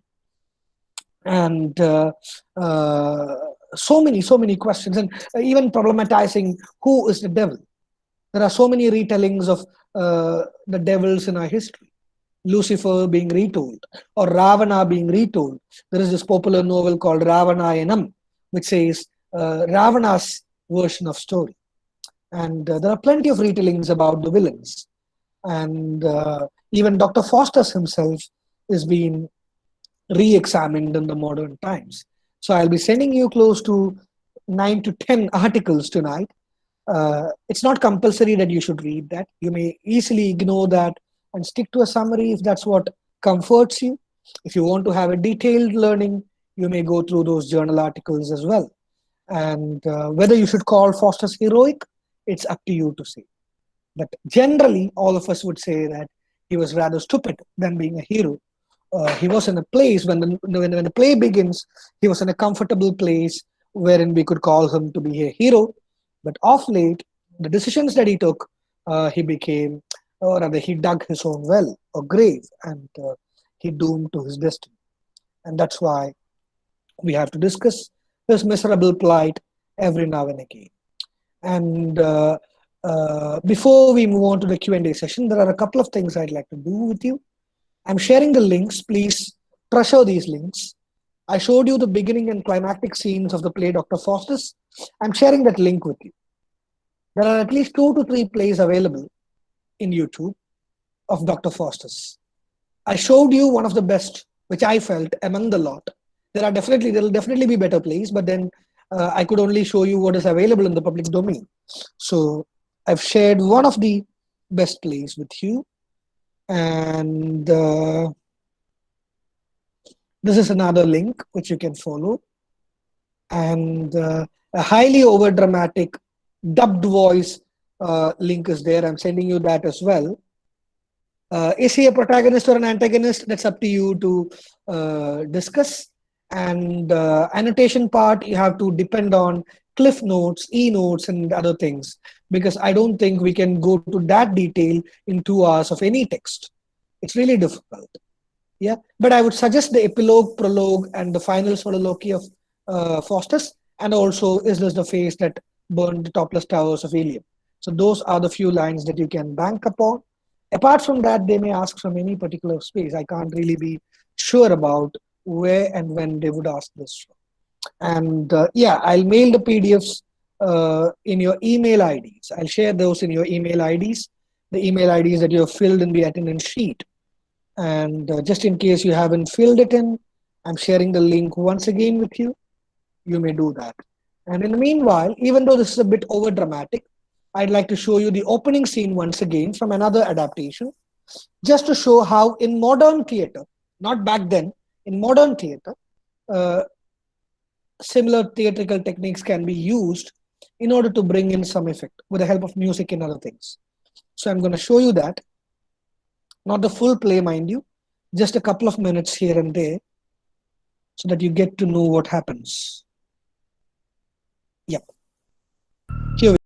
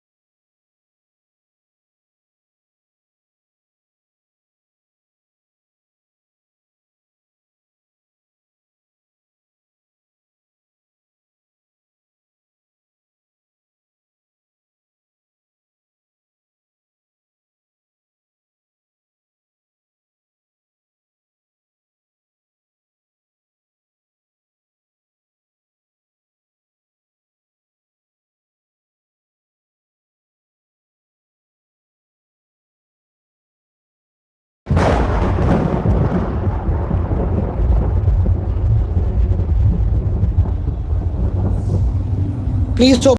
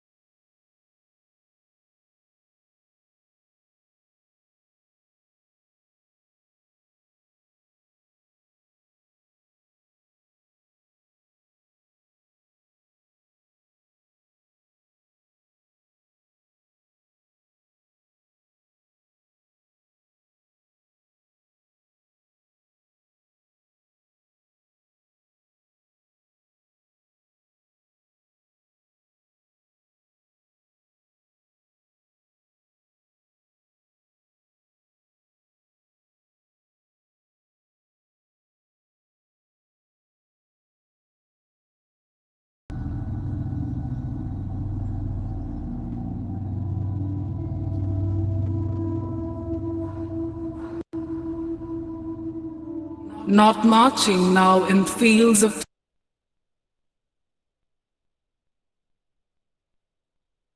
All right, the dialogue part is such a terrible one because it's dubbed. And I also have another thing to share with you. This is the BBC drama version of Dr. Faustus. It is not a video but an audio. I'm sharing the link with you in the chat box. It will be wonderful if you listen to such audios. Audiobooks are available as far as most of your plays are concerned. If you listen to those audios, it will be of twofold help for you. If you have trouble in reading the textbook or understanding the textbook, The more you listen to the audio, you learn those lines by heart. Especially for annotation, if a question comes for your exam, you would be easily able to recognize the part from which that is asked. And you may also be sometimes able to write those words as it is if you listen to these audiobooks. It's a boring exercise, I agree, compared to watching a play. Listening to a play is a little bit difficult, but then if you want to, you may go there and listen to these audiobooks. It's not only about Faustus, there are audiobooks of all other plays, including Hamlet and Midsummer Night's Dream. I'll be sharing them one by one as I deal these exercises with you. So be patient, or if you want to, simply go to YouTube and type the name of the work and type audiobooks. You will get it. So it's not a big deal. It's not that I can only dig this deep and bring it to you. If you want, you can go to the YouTube, go to Google, or go to any other sites and figure it out. So that's not going to be a problem, I suppose. And yep, I think that somewhat sums up our discussion for today. As usual, we have at last 15 minutes for your queries, suggestions, comments, whatever you would like to share with us. And I remember Vaibhav had some question in between, something personal. If you would like to ask that now, Vaibhav, we'll get started. Yes, sir. Yes, please. Sir, actually, first of all, I want to say, sir, your teaching way is very good, sir. I understood everything, whatever you taught. Thank you, Vaibhav. So kind of Uh, you. yes, sir. Sir, the problem is that my background is Hindi. Okay. Mm,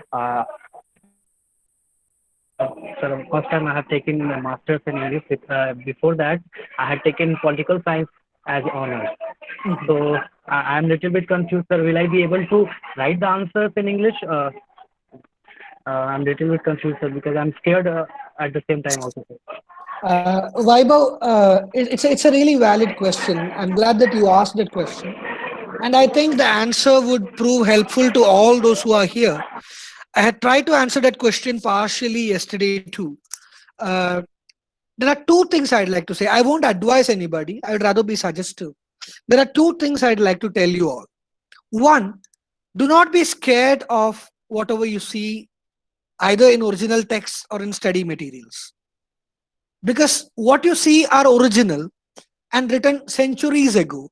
And because they were written centuries ago, you may find it baffling at this particular point of time. But then there is always better ways to learn that. There are paraphrased editions, there are summaries available in YouTube, there are Wikipedia versions, e-notes versions, SparkNote versions, or even there are these Manga Classic or Balarama versions. So based on where you stand, you can have access from any particular point. To reach that access point is the only barrier. So if you have a library near you, that's the best thing to do. For those Malayalis out here, if you are from Ernakulam, in Ernakulam there is a place called Ernakulam Public Library near St. Teresa's College, Ernakulam. If you go to Ernakulam Public Library, it's in the second floor that you have this registration desk. If you go to that second floor, adjacent to the registration desk, there is a 5-step counter. If you climb 5 steps, there is a seating there, and there are plenty of books arranged. In that second floor, in that elevated platform, you will come across a lot of illustrated books. For example, Tom Jones is available there in like a Balarama, Balabhumi, or Magic Pot, Chandamama type. Illustrated Tom Jones or illustrated Hamlet is available in Public Library Ernakulam. Again, in Cochin, there is a public library in Kakanad, a public library called EMS Public Library. So I have access to those libraries. I understand that during COVID days, it's a bit difficult. So that's why I spent my first class telling you about where to hunt resources. So b-ok.org is one site where you can download plenty of PDFs and ebooks. Also, you have sites like Maxter, where you can download journals and specific books, magazines, newspapers, and so on. So there are plenty of outlets which you can look upon. And there are also ebooks available in YouTube, wherein you can hear these things. For example, in MEG 1, the problem that students face is that all the questions are annotations. You'll be given some random lines from some poem, and you have to write annotations for MEG 1. Ever since that was implemented 2 years back, a lot of students fail continuously in MEG 1. So I tell all those students, even though I don't teach MEG 1, I tell those students Make a list of poems prescribed in your study, in the 9 study materials. Go to YouTube, listen to those poems on a daily basis. Make a habit of listening to those poems, the shorter ones and the longer ones. For example, listen to a poem like the woods are lovely, dark and deep, stopping by the woods on a snowy evening, which is barely 1 page long. And also listen to a poem like The Wasteland, which is 400 plus lines long. If you make a habit of listening to it, you will at least have that those lines in the back of your mind. So when you write the exam, you will have it in your mind. So that's the first thing that I'd like to tell you. The second, the second and most important thing I'd like to tell you is, at this particular point, where you stand is where you stand. Say you are 23, say you are 25, say you are 30, say you are 40. The language that you have has reached a somewhat saturated point. I'm not saying that you can't improve your language, but at this point, there is no quick guide to improve your language in 2 months or 3 months or 6 months. So rather than panicking and kicking oneself, which I consider to be suicidal, embrace what is there in front of you. Acknowledge and welcome what is in front of you. Try to do within your limits. Work on your language. Keep practicing by writing answers. That always helps. Take previous year question papers. In Amazon and Flipkart, there are books which says solved question paper answers of IGNOU. Every paper. It might be a little bit costly, 300, 400 rupees. But go buy that. Read that. Try answering questions in that manner. So the more you write, the more thorough you get with the subject. You have an idea of how to write. You have an idea about your writing speed. You know how your handwriting gets affected if you write fast. You know where to focus on. And say, for example, you know how much time you take to write an answer. Say, for example, if you go to your main exam, you have 3 hours and you have 5 essays to write. It literally means 35 to 40 minutes per question. If you take an hour and a half for a question, you will end up writing only 2 questions of 40 marks, and you won't be able to write 60 marks, which means you will fail, even if I give 20 out of 20 for those answers. So when you practice more and more, you have a better understanding of the subject. You have a better understanding of the text. Your language will definitely improve. You still have 2 months. I don't see an exam happening before July or August. You have 2 months, 3 months, 4 months. Work on your language. Keep writing. Don't feel disheartened, Vaibhav, or anybody, especially Malayalis out there. നമുക്ക് മലയാളം കയറി വരുന്നുണ്ട് നമ്മുടെ ഭാഷയിലേക്ക്, നമ്മുടെ English അത്ര പോരാ എന്നൊരു അപകർഷത വെച്ചുകൊണ്ട് നിങ്ങൾ ആരും ഇംഗ്ലീഷ് പുസ്തകം അടച്ചു വെക്കണ്ട. If you can't open Routledge edition and read it, if you're not competent to do that, read Balarama. Who's stopping you? At the end of the day, you have to write an answer. If you are comfortable with Wikipedia, even though I won't agree or I won't advise that, Wikipedia is trash. But if that's what comforts you, read Wikipedia. If you have to answer a question, first you should know the summary of the chapter. So if that would help you, do that. Who's stopping you? There is no leaps and bounds. Nobody is going to compare you and say, okay, this guy passed because he read Wikipedia. This guy scored good marks because he read Routledge. Nobody is going to compare that. Ultimately, what matters is what do you know? Maybe sessions like this can help you enhance your knowledge base. There are plenty of YouTube videos and channels which would help you increase this knowledge base. If you're not a reader kind, if you're an audio-visual learner, go to YouTube, listen to channels. There are plenty of them. Listen to podcasts for that sake. There are plenty of podcasters on English literature. Even BBC has a stream of literature. Yeah, Balarama is a comic magazine in Malayalam. Of course, Balarama has nothing to deal with Indian English, but then they do have a sub called Balarama Digest, wherein they have occasionally published certain books like History of English Literature or William Shakespeare, so on and on and on. So you may resort to those works. Balarama is like Tinkle or Chattabama. So I'm just referring to illustrated classics in particular. There are plenty of illustrated classics available at your disposal. All right. Thank you, Vaibhav. I hope I have solved your query and to a certain extent your woes. Yeah, Vaibhav? Yes, sir. Yes, sir. Okay. Yeah, you gave my answer. Okay, thank you. Well, Anish, it's a really poignant question. Why blank verse is considered as something that liberates an author or a playwright in terms of expression? It's not like that. The reason why blank verse is celebrated is because of the times in which it was written. Way back in the Elizabethan era, when before that, what was popular was the East Midland dialect popularized by Geoffrey Chaucer. When to a certain extent writing was colloquial, what Christopher Marlowe and people like William Shakespeare did by popularizing blank verse is they sort of brought a sort of aestheticism to language. As a rigid traditional learner of English, if you read these people, to a certain extent, even the neoclassical writers who wrote in heroic verse, like Alexander Pope and John Dryden, you would relish in the sort of language that they use. And that's why you feel that blank verse is something exciting. It's not that blank verse is really the best. You may have your own favorites. I'm not saying that that's the only thing that's worth appreciating in literature.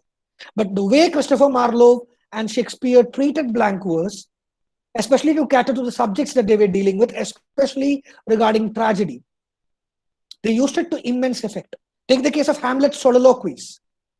They are so delightful because they are written in blank verse. When he says to be or not to be, that is the question. We feel baffled by the complexities that a person like Hamlet is going through. We feel sorry for him. And I personally believe, or most of the critics, forget me, the authentic critics, they believe that it is enabled by the use of blank verse by Shakespeare. And that's why we often wonder if Shakespeare really existed. And despite not having university education, how could he use blank verse to such a lofty effect? So that's why there are so many fans for blank verse. All right. Anybody else would like to ask something? We still have 5 minutes if you want to ask something.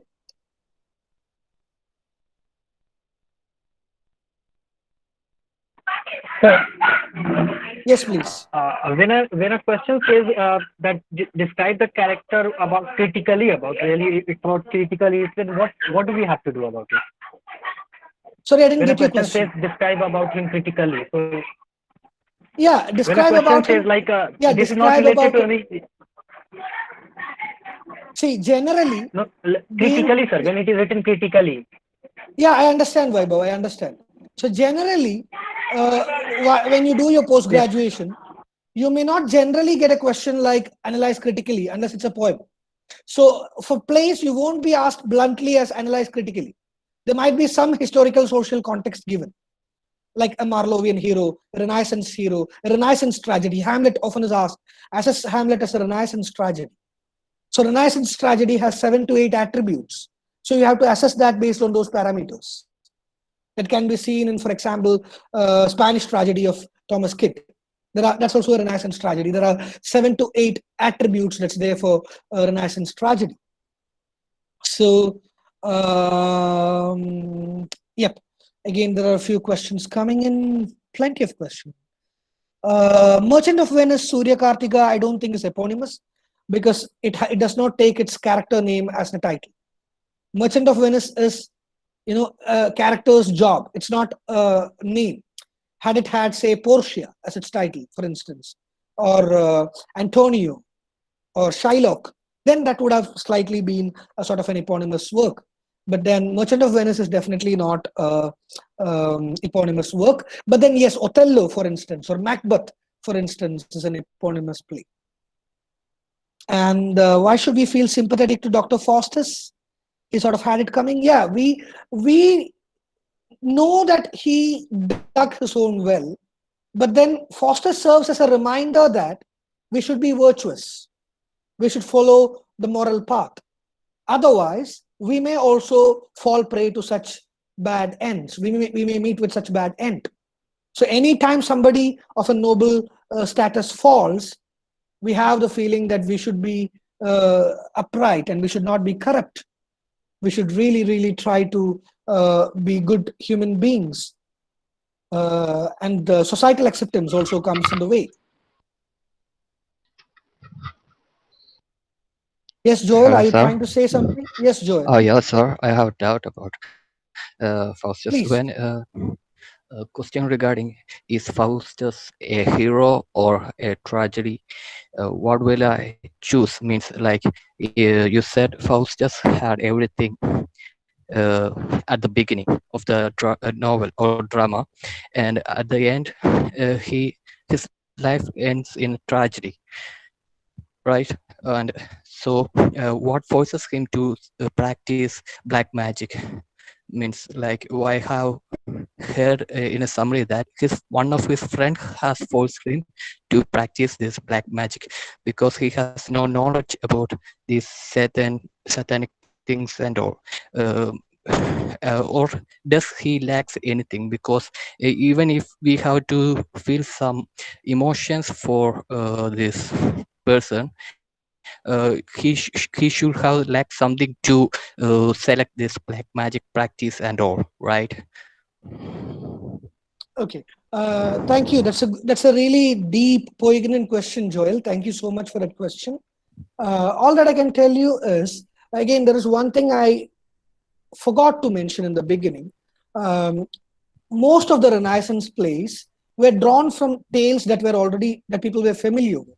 So this is drawn from a legend called the Faust legend from German, and that was adapted by Marlowe into Dr. Faustus. Whereas, unlike the Faust legend, he focuses on the character. So that's why there are certain mismatches that you pointed out. And regarding the fall of Faustus, I would again like to say that his fall is his choice. There is no two way about that. But then the question also comes between redemption and salvation. Salvation is a theological term based on Christianity. So a good Christian, a good Samaritan, should not fall into the prey of temptations, the temptations of sins, the temptations of Lucifer, the temptations of evil. And the predestination of salvation is something that should lead us, is what is being said. So here, Faustus contests those notions and thereby digs his own will. And by the time it reaches the climax, his what do you call his repenting does not help him or save him. So that serves as a reminder for us that we have to be alert and we should not fall prey to such temptations. That's how I interpret that play. And Tanvi, I would discuss Waiting for Godot every day. As I told you, from here on, we'll discuss a play each. Maybe tomorrow and the day after, I'll discuss Hamlet. And that's because Hamlet requires a detailing. So it'll take 3 hours at least. So tomorrow and the day after, we'll discuss Hamlet in detail. And thereafter, I'll discuss plays including The Murder in the Cathedral, Waiting for Godot. And based on the time I get, I'll try to chip in with a few more plays. That depends on how many hours we have left after that. Yep, Joel. Sir, one more thing means at the beginning of the play means I don't know very much about this Faustus. I already heard about some summary No and I problem. know what you said. You may simply go to EPG Pathshala. As I had told you in the second class, there is an entire discussion on Dr. Faustus in EPG Pathshala. Okay. So you may go read that. There is a detailing, and also in the 10 PDFs or 7 or 8 PDFs that I'm sending you today, there are detailed discussions on these legends. So you may be able to deal with that. Myth and legend related to Faustus has been dealt with in those essays. But because they Okay, are sir. 14, Okay. 16 pages long, and because time does not permit us to deal that extensively, I have just touched the tip of the iceberg there. Okay, sir. Thank you, sir. Yep. And guys, we'll have classes from 5:30 to 7:30 on all those days. There's no change at all, except on 14th and 15th, where we have holidays because of Ramadan. We have classes till 13th and from 16th onwards till the 20th. So please be here at 5:30. Is all that I can tell you.